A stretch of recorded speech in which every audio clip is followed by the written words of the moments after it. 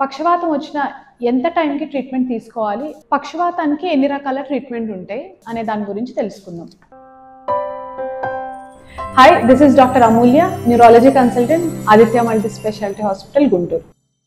యూజువల్గా పక్షవాత లక్షణాలు వచ్చిన వెంటనే దాన్ని గమనించుకొని అలర్ట్ అయ్యి 4.5 గంటల లోపల కనుక స్ట్రోక్ రెడీ హాస్పిటల్కి వస్తే ఇమీడియట్గా స్కాన్ తీయించుకున్న తర్వాత అందులో రక్తం గడ్డగట్టిందా, పెద్ద నరం ఏదైనా బ్లాక్ అయిందా, లేదు అని అంటే రక్తనరం చిట్లి బ్లీడింగ్ అవుతుందా అని 2 కండిషన్స్ని మనం చూసుకున్న తర్వాతనే ట్రీట్మెంట్ ఆప్షన్స్ అనేది డిసైడ్ అవ్వాల్సి వస్తుంది.